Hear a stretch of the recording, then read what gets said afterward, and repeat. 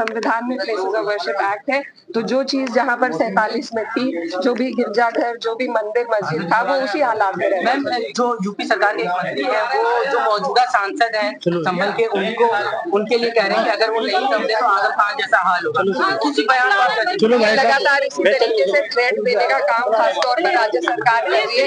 जो विपक्ष के नेता है उन पर झूठी कार्रवाई की जाए। उनके खिलाफ मुकदमा हुआ है जो आज पहुंचे। जो मुझे यहाँ जानकारी मिली है, यहाँ पर प्रशासन पर कोई कार्रवाई नहीं हुई है। यहाँ पर जो लोग पीड़ित हैं, जो लोग वहाँ पर मौजूद थे, उन्हीं पर कार्रवाई की जा रही है। हमारी मांग है कि जो लोग यहाँ पर उस वक्त प्रशासन के लोग मौजूद थे, उन पर भी एक इंडिपेंडेंट इंक्वायरी हो कि उनके होते हुए ऐसा क्यों हुआ, ऐसी गोलियां क्यों चली। वीडियोस भी आई हुई है, लेकिन कोई कार्रवाई अब तक नहीं। सांसद जियाउर रहमान के खिलाफ भी बिजली चोरी का मुकदमा है। इसके साथ साथ आरोप लग रहा है कि उन्होंने दंगा भड़काया और हिंसा हो गई। देखिए, लगा सेशन चल रहा था, वहाँ पर मौजूद थे और उसके बाद से उन पर लगातार कभी बिजली चोरी का, कभी किसी और तरीके का, ये जो सरकार है भाजपा की, इनकी यही नीति रही है कि विपक्ष के जो भी लोग हैं उन पर झूठे मुकदमे लगाकर उनकी आवाज को रोका जाए। तो ये उसी के तहत है। 2 करोड़ का एक दिन में तो मुकदमा नहीं बन सकता। इतने दिन से क्यों नहीं उन पर तहकीकात की गई? अगर ऐसा कुछ सच्चाई थी तो हमें लगता है ये सब बिल्कुल झूठ है, बेबुनियाद है और सिर्फ यहाँ की आवाज को रोकने के लिए, पार्टी को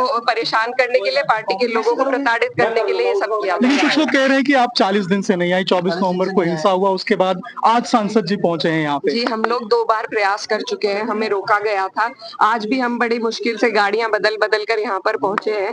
तो लगातार यहाँ पर ऐसा एक वो बनाया जा रहा था कि कोई नहीं जा सकता है, लेकिन उसके बावजूद यह आज हमारी तीसरी कोशिश है और हम लोग यहाँ पर पहुंचे हैं। तो ऐसा नहीं है, लगातार हम संभल के दर्द को, पीड़ा को अपने दिल में लिए हैं। हमने संसद में उठाई है सारी बातें और जो भी हम कर सकते थे करने का पूरा प्रयास कर रहे हैं और हम यहाँ के जो पीड़ित हैं उनके साथ है और लगातार इंक्वायरी की मांग। आखिरी सवाल है, जो शाही जामा मस्जिद है उसके सामने पुलिस चौकी बन रही है, इसके अलावा कुछ लोग उस जमीन के ऊपर दावा भी कर रहे हैं, क्या कहेंगी आप जो शाही जामा मस्जिद के सामने चौकी बन गई है? देखिए, जहाँ तक मेरे जानकारी में मामला आया है, यहाँ पर एएसआई का भी इन्वॉल्वमेंट है और जो प्रॉपर्टी एएसआई मार्क कर देता है, चिन्हित कर देता है, उसके इर्द गिर्द 100 मीटर तक कंस्ट्रक्शन अलाउड नहीं है।